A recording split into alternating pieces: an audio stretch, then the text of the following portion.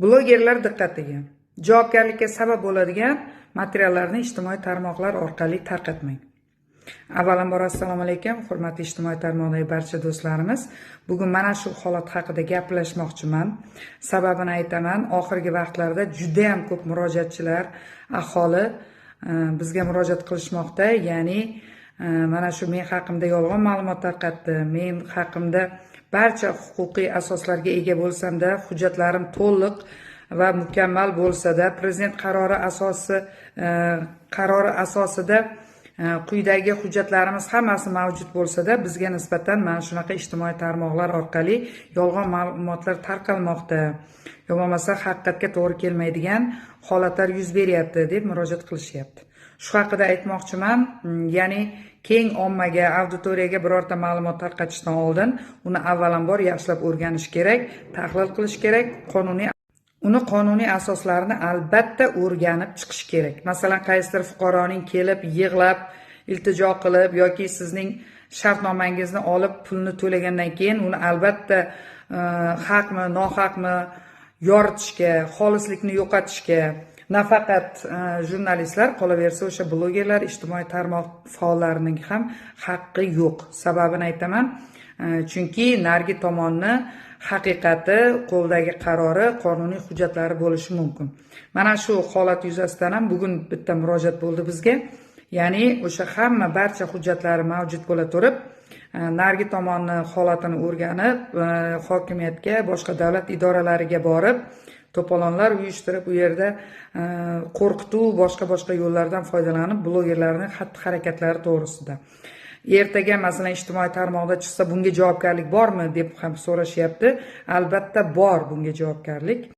O'zbekiston Respublikasidagi qonunlarimizga ko'ra, ijtimoiy tarmoqlar orqali yolg'on va haqiqatga to'g'ri kelmaydigan ma'lumotlarni tarqatish ma'muriy va jinoiy javobgarlikka sabab bo'lishi mumkin. Bu holatlar jamiyatni xavfsizligiga tahdid solsa, jarima, majburiy ishlar va ozodlikdan mahrum qilish jazolarini qo'llanishiga sabab bo'ladi.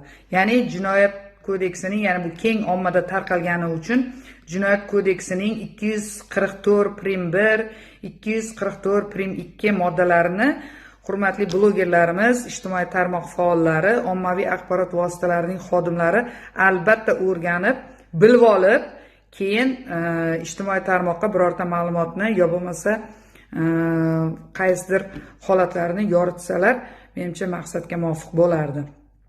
Ya'ni o'sha keng jamoatchilikni yolg'on ma'lumotlarga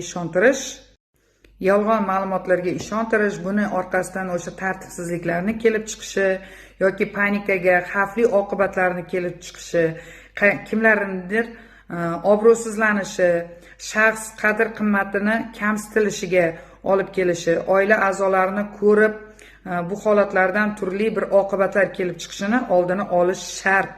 Bu narsaga e'tibor berish kerak. Mana oxirgi paytlarda ko'ryapmiz, ijtimoiy tarmoq faollarini, blogerlarni, ommaviy axborot vositalari xodimlarini ko'p holatlarda javobgarlikka tortilishiga sabab bo'lgan ma'lumotlar, holatlar mana shulardan iborat. Shuning uchun ertaga so'z erkinligi, shaffoflikka to'siq qo'yilyapti, so'z erkinligi to'xtatilyapti, biz gapirishimizni og'zimizni yopyapti, boshqa deyishdan oldin kimlardir to'g'risidagi yolg'on ma'lumotni tarqatishga, haqiqatga to'g'ri kelmaydigan holatlarni yoritishga saqlaning. Yana bir holatga e'tiboringizni qaratishingizni so'rardim. Mana Taftish.uz ommaviy axborot vositalarida bo'lgan holatni ham hammamiz ko'rdik. Ya'ni ofisiga chaqirib, u yerdagi tepada turgan kameralar orqali shaxsni qadr-qimmatini kamsituvchi videolarni keng ommaga tarqatish holatlari bo'yicha ham hurmatli fuqarolar, O'zbekiston Respublikamizdagi barcha fuqarolar diqqatiga. Sizni blogerlar yoki ijtimoiy tarmoq faollari biror joyga chaqirganda albatta hushyorlikni oshiring. U davlat organlari emas. Ya'ni u prokuratura emas, ichki ishlar emas, hattoki prokuratura, ichki ishlar xodimlari ham sizni oldindan o'sha tashkilotga kelishingizni chaqiruv qog'ozi orqali chaqirsa, ya'ni jalb etsa, o'shandagina borishingiz mumkin. U hokimiyat emas, u boshqa organlar emas.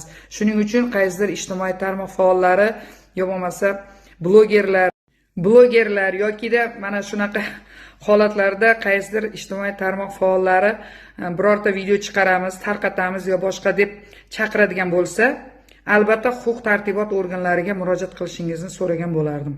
Chunki bunaqa qilib orqadan agar siz o'zingizga haq bo'lsangiz va sizni qo'lingizda barcha huquqiy me'yoriy hujjatlaringiz to'liq bo'ladigan bo'lsa, haqligingizni borib blogerlarga isbotlashni keragi yo'q. Haqligingizni huquq tartibot organlariga ishonib, ariza bilan murojaat qilib, o'sha hujjatlaringizni taqdim etishingiz mumkin. Shu holatda ham aytmoqchiman, o'zim ijtimoiy tarmoq faoli bo'lsam-da, mana shunaqa fuqarolarimiz murojaat qilyapti, ya'ni shunday holatlar kelib chiqyapti, nima qilsak ekan? Boraylikmi? Masalan, chaqiryapti, bizni qo'ymayapti, mana bunaqa degan holatlar. Huquq tartibot organlariga murojaat qiling. Ular qonuniy asosda himoya qiladi sizni albatta. Sog' bo'lasiz.